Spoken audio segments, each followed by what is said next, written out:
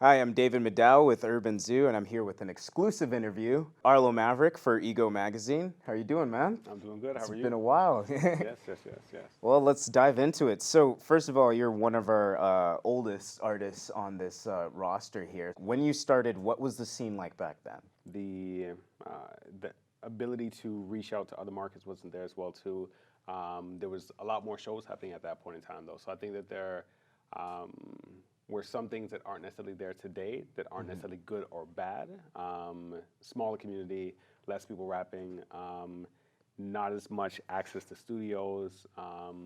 Yeah, a lot more grassroots at that point in time. And granted, the internet and social media has allowed for there to be a different approach to it, but the hunger's still there, the talent is still there. We're just able to access more of it. Yeah, so back then, so for us, what it looks like is like, okay, you see on Instagram that so and so is having a show Yeah. this Friday, and then everyone's sharing that on their story and everything, and Yeah. that's how you get the hype. So, like, back then, what was that like? Was it like Oh, posters running around saying, hey, man, like, yeah. No, it was everything from posters to flyers to, and even just the way the flyers would be distributed was very different in the sense that you would have to actually literally go to nightclubs or events and just hand out flyers hand to hand.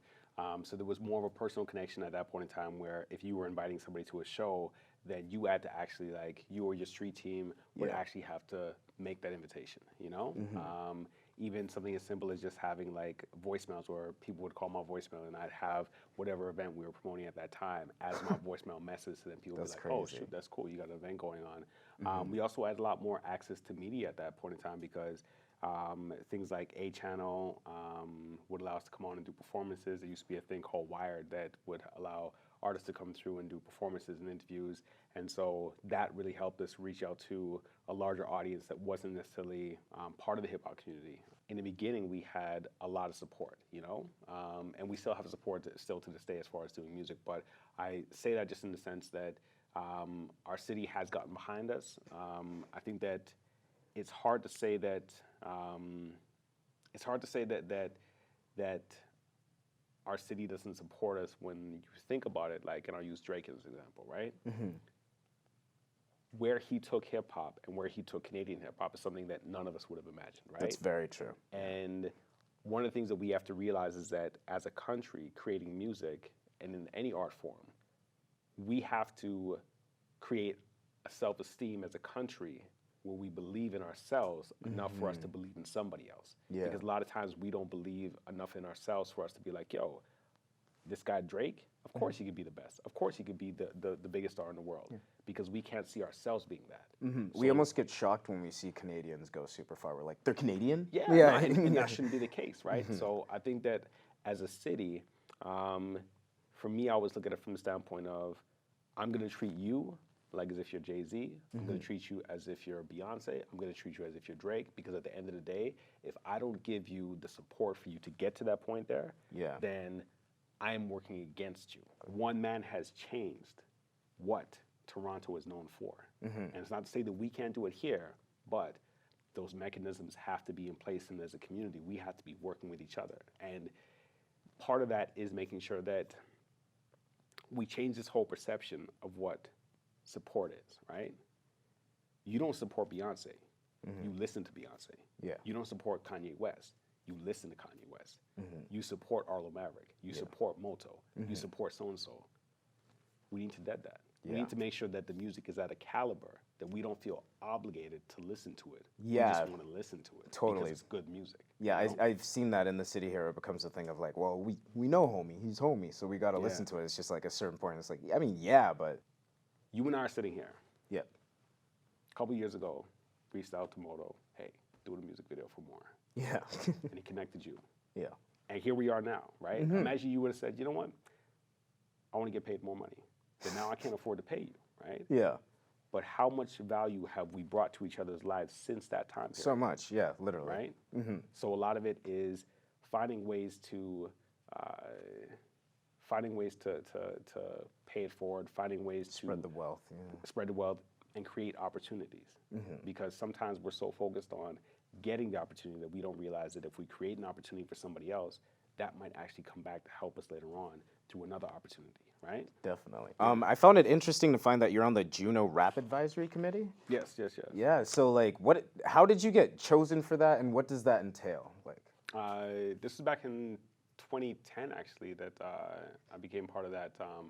What they found with the JUNOs is that there was not enough submissions coming in for the prairies, right? And so Yeah. because of the work that I do in Alberta, they said, hey, can you help us in regards to just creating awareness and doing outreach in Edmonton and Calgary and throughout Alberta.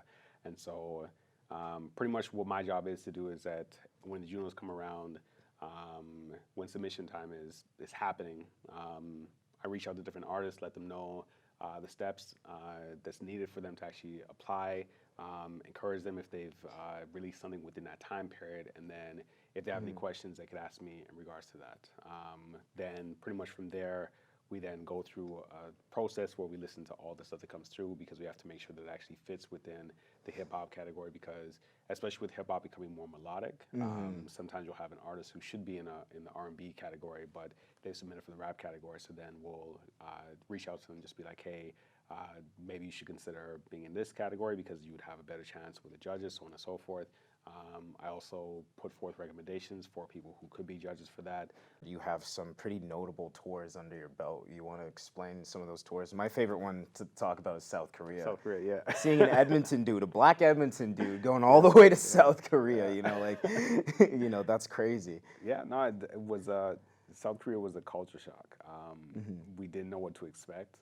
It was our first time being in Asia, first and last time, unfortunately. Hopefully not the last time. Yeah. But with the South Korea opportunity, it was for a festival called Sundari. And Natalie Myers, who acts as our tour manager and also helps out in so many different areas behind the camera, right? She had suggested the festival. She had found it online, and I'm just like, South Korea, they really? And I was like, in my head, I'm just like, we're gonna apply, but we're not gonna get it. Yeah, right? you're like, it's not gonna happen. Yeah, it's totally not gonna happen, right? And then all of a sudden, like, we get the notification saying you've been accepted into Sundari. And I'm just like, this is crazy. Like, we're going to South Korea. Like, Yeah. And we had, at that point in time, I had no idea how we're gonna fund this. I'm just like, but we're going. And I'm Yeah. bringing the full band, you know? And so to get that funded,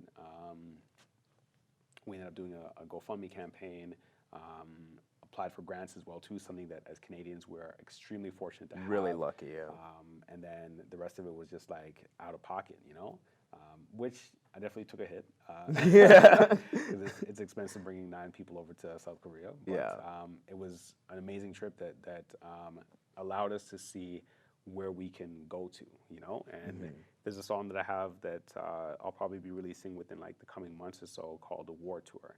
And on the track, I say, I took my fam to see the globe so they can know the potential we hold if we focus on our goals. Late nights and soul, eating chicken as we hold conversations about the future and how we plan to grow, you know? And it's like, that song pretty much just like sums up what I've been trying to do with these trips like Estonia, Wales, the Netherlands, England, and if it wasn't for COVID, Italy, Germany, Spain, with all of it included. I was like, yo, I got to take my team with me, because when my team sees what is out there, then it's going to change how we look at things. Now it's just like, yo, we have a new focus. We don't have to live and die making music in the constraints of Canada. Yeah. The world is there for us. What is something you would say to young rappers in the city here? I would say 2 things. One is hone your craft to the point that you could feel confident and comfortable sharing your music.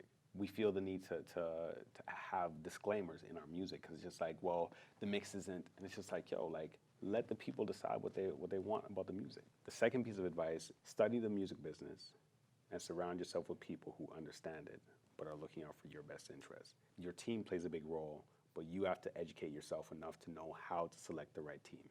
Awesome. Well, that's all the time we have for this interview. Again, Arlo Maverick. Make sure you follow him on Spotify, Instagram. He's also on Apple Music. And like he said, he's got some recent music he's going to have coming out soon. Thanks for being here. It was awesome, man. Thank you. Thank you.